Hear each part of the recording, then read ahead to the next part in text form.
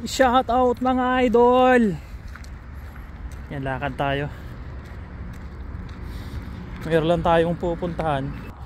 Sa mga nagtatanong pala tungkol dun sa upload natin na yung gaguide kita, ay hindi natin kasi maisa-isa na kayang replyan dahil sobrang dami, tambak yung message natin. So gagawin ko na lang ng video paano kayo makapag-apply. Ayan, lalagay ko dito sa comment section. Ito para sa mga willing lang na tao na gustong makarating dito sa bansang Europa, tulad dito sa Czech Republic. Ayan, meron tayong hiring na butchers, bakers, chef. Ayan, sa mga willing lang.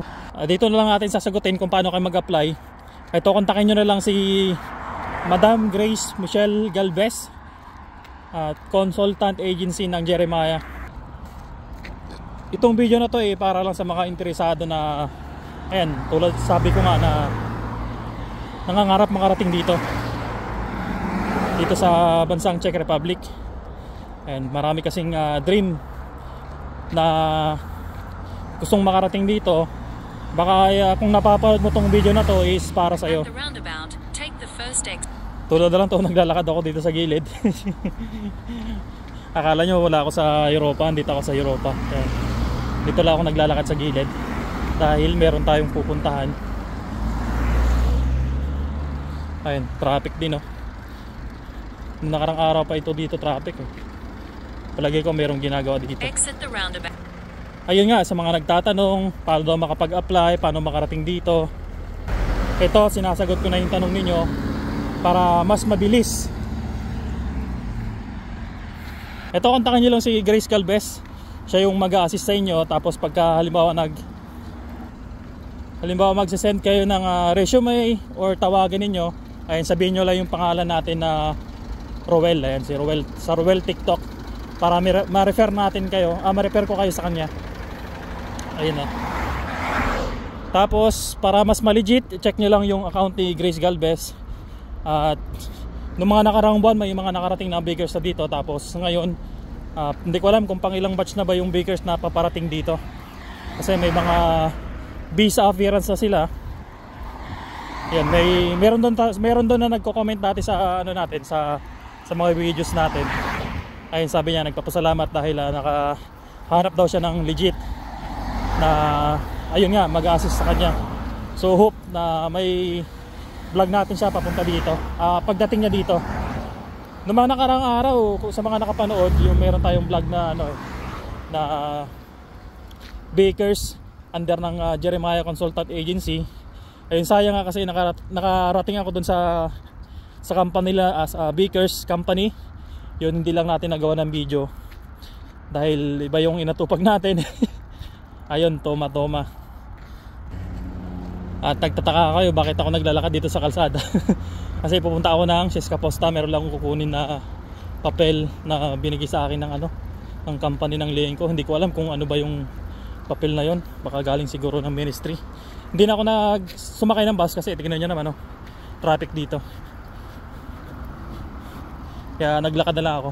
Yung company namin ayun doon sa dulo. Medyo ito sa likod lang ng sa likod lang ng company namin yung pupuntahan ko. Nakikita nyo traffic. Siyempre tayo, kita nyo naman, naka Jeremiah cap tayo, tapos Jeremiah jacket. Ayan, salamat sa iyo Madam Grace Galvez. Ayan, ayun, Jeremiah Agency Consultant.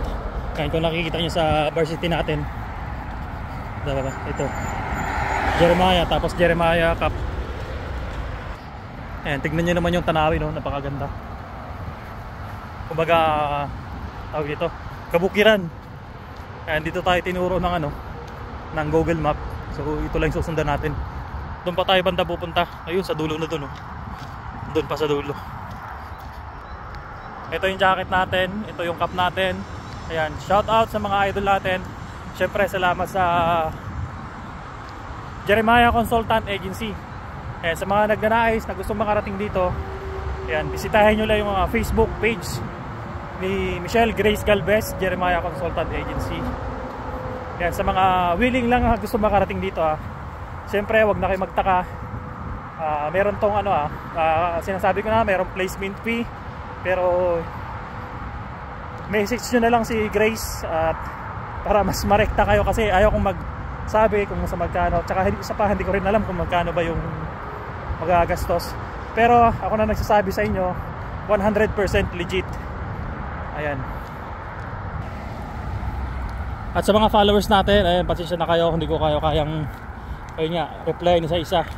Kaya gumawa na lang ako ng video ito para sa inyo, itong video na to. Ayun, sana nakatulong para sa mga nagnais na makarating dito. So marami namang agency na pwedeng applyan, pero kung gusto mong mabilisan, ayan, lalo sa bakers, ang alam ko mabilis lang pagkaka ano yan, process. Nung nakarang kasi si Jong, ayan, kung si Jong yung vlog natin ng mga nakarang araw, bakers yun, sabi niya 3 months lang. Ayan, panoorin nyo tong video na to. Ito si Jong. Ay si idol natin, under siya ng ano, 'di ba? Ng Jeremiah Agency. Siya yung bakery na under ng ano, Jeremiah Consultancy. And sa mga nagsasabi na hindi raw legit yung ano, Jeremiah, patunayan mo na ano. Ano ba yung naging agency mo sa Pinas? Jeremiah, 'di ba? Jeremiah. Si Grace. Ayun, si Grace Galvez, ayan. Isa siyang baker dito sa Czech Republic. Kamusta naman yung yung process ng nung papers niyo? Okay naman. Ilang buwan yung mabilis lang? Ilang yung nyo? Siguro 3 buwan lang. 3 buwan. Grabe, napakabilis, no? Samantalang kami dati nasa 6 na buwan kami bago magkakasabi sa amin, urgent daw kami. Urgent kayo. Kaya mabilis na process. Ano pangalan mo ulit ito? Jong. Jong ng Jeremiah Consultancy. Ayan. Apply na kayo sa Grace Galvez. Ayan, Grace Galvez. Siya yung nagpalis sa akin sa Siya yung nagpalis. So, sa magkano yung nagastos mo, kasi may mga magtatanong na naman ito, so, pagkano?